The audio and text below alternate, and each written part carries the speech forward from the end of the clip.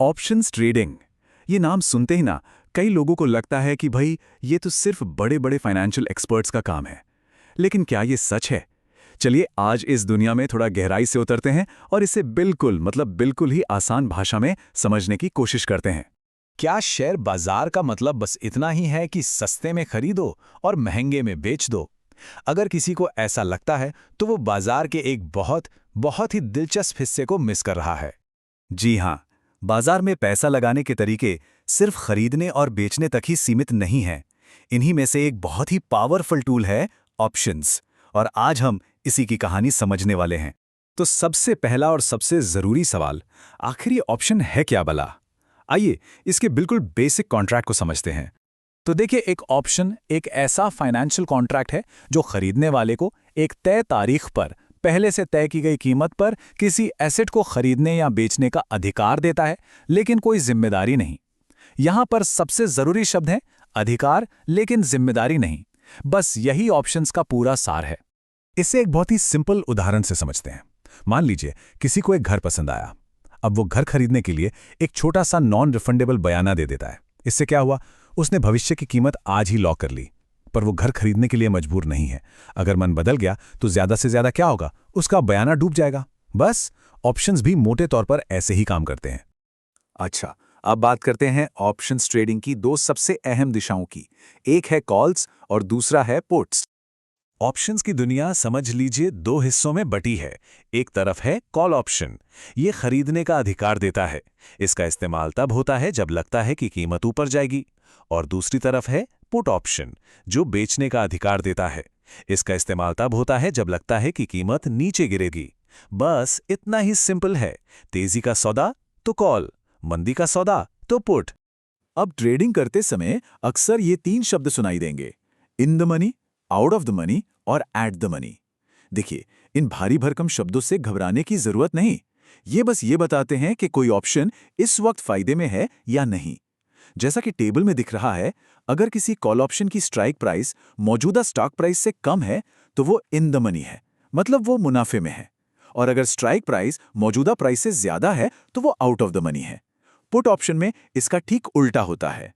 चलिए, थ्योरी तो बहुत हो गई। अब एक प्रैक्टिकल उदाहरण से देखते हैं कि असल जिंदगी में एक ऑप्शन ट्रेड काम कैसे करता है।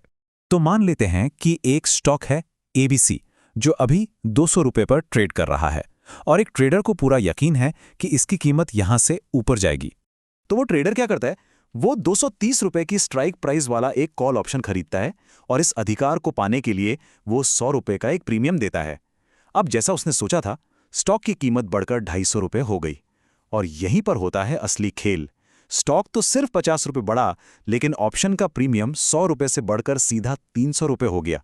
इसी को कहते हैं ऑप्शंस की ताकत, यानी लीवरेज।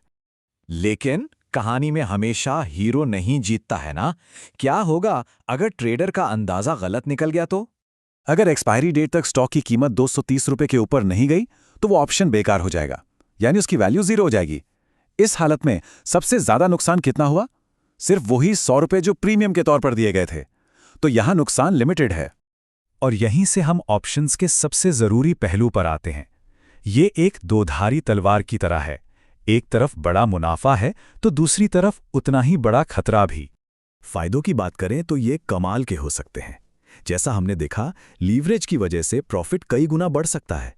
ये बहुत फ्लेक्सिबल होते हैं और सिर्फ पैसा बनाने के लिए ही नहीं, बल्कि अपने मौजूदा इन्वेस्टमेंट को बाजार की गिरावट से बचाने के लिए, यानी हेजिंग के लिए भी इनका इस्तेमाल होता है।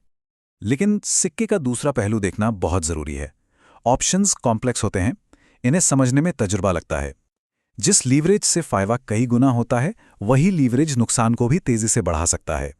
और इनकी कीमतें बहुत तेजी से ऊपर नीचे होती हैं, इसलिए यह हर किसी के लिए नहीं है। चलिए, अब कुछ उन जरूरी बातों पर नजर डालते हैं जिन्हें किसी भी नए ट्रेडर को इस दुनिया में कदम रखने से पहले हमेशा याद रखना चाहिए। तो सबसे जरूरी बातें कौन सी हैं? पहली, सही स्ट्राइक प्राइस चुनना एक कला है जिसे सीखना पड़ता है। दूसरी, अपने रिस्क को हमेशा मैनेज करना है, जैसे कि स्टॉप लॉस लगाकर। तीसरी और सबसे जरूरी, किसी के कहने पर नहीं, अपनी रिसर्च और एनालिसिस पर भरोसा करना है। और आखिर में ये समझना कि बाजार के हर मूड के लिए एक अलग स्ट्रैटेजी होती है। और हमारी स्रोत सामग्री भी इसी एक बात पर सबसे ज्यादा जोर देती है। ऑप्शंस ट्रेडिंग जोखिम भरा हो सकता है और अपनी पूंजी को खत्म होने से बचाने के लिए सही रिस्क मैनेजमेंट की जरूरत होती है। ये एक चेतावनी है जिसे हल्के में बिल्कुल नहीं लेना चाहिए। तो इसमें कोई शक नहीं कि ऑप्शंस एक बहुत ही शक्तिशाली फाइनेंशियल टूल है। ये बाजार में काम करने का एक बिल्कुल नया दरवाजा खोलता है। इसमें बड़े मुनाफे की पूरी संभावना है, पर उतना ही बड़ा या शायद उससे भी बड़ा जोखिम भी है। तो सवाल ये नहीं है कि ऑप्शंस अच्छे हैं या बुरे।